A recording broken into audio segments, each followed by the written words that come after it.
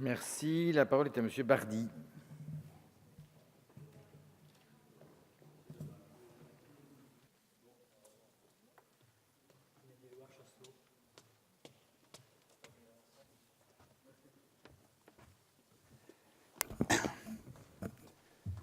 Merci.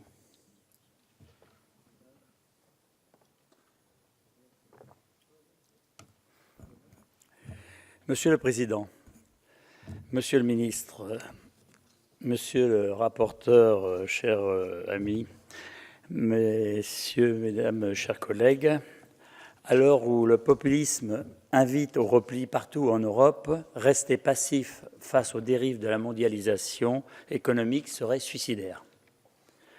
Plus que jamais, nos concitoyens nous demandent de la régulation. Il faudrait être sourd pour ne pas l'entendre. C'est précisément l'objet de cette belle proposition de loi qui nous réunit aujourd'hui pour la troisième et dernière fois. Cette fois-ci, on peut le dire, ce texte va enfin être adopté, enfin. En première lecture, la Commission du développement durable et de l'aménagement du territoire, dont je suis membre, avait alors été saisie et j'avais eu l'honneur d'être rapporteur pour avis sur ce texte. Je m'exprime également avec mon mandat de représentant de l'Assemblée nationale à la plateforme nationale pour la RSE, qui a réalisé un travail d'audition très important en amont de la première lecture de ce texte et abrite en ce moment un groupe de travail sur les relations responsables, ce qu'il faut saluer. Avant de commencer le commentaire du texte, je tiens à remercier les députés à l'origine de ce texte, sans qui rien n'aurait été possible. Dominique Potier, bien entendu, cheville ouvrière, qui par son incroyable énergie permet de débloquer des situations et de faire avancer les choses. Mais aussi Daniel Roy et Philippe Noguez, qui ont suivi le dossier dès le stade de son élaboration, bien avant même la catastrophe du Rana Plaza au Bangladesh, ainsi qu'Annick Leloc, rapporteur pour avis de la Commission des affaires économiques en première lecture, et Anne-Yvonne Lodin, bien entendu, au sein du groupe SRC. Je tiens également à remercier chaleureusement la société civile, car ce texte est le fruit d'un travail de concertation étroit entre le Parlement, la société civile, ONG et syndicats, et le monde universitaire. Cette méthode devrait d'ailleurs nous inspirer et être reproduite plus souvent. Je tiens notamment à souligner le pragmatisme dont ont fait preuve les ONG, loin de la caricature que l'on voudrait faire de la société civile. Qu'on dit naïve, bisounours, elles ont su accepter les compromis et se ranger derrière un texte dont chacun s'accorde à dire qu'il est, quoi qu'on dise, assez éloigné des idéaux de la toute première version. Personnellement, je tiens aussi à m'associer au remerciement du rapporteur envers le gouvernement et toute l'équipe de Monsieur le ministre qui ont agi justement pour que cette loi puisse être présentée aujourd'hui. Venons-en au fond et aux raisons qui nous poussent aujourd'hui à adopter cette loi. Je ne reviendrai pas sur le contenu de la loi. Notre collègue rapporteur Dominique Potier l'a déjà fait. Cette proposition de loi est une première traduction législative de notre préoccupation commune, qui est celle de la responsabilité sociale des entreprises partagée par tous, acteurs publics et privés. La responsabilité sociale des entreprises, c'est identifier, prévenir et, le cas échéant, réparer les dommages sociaux, sanitaires et environnementaux, ainsi que les atteintes aux droits de l'homme susceptibles de résulter des activités économiques des entreprises.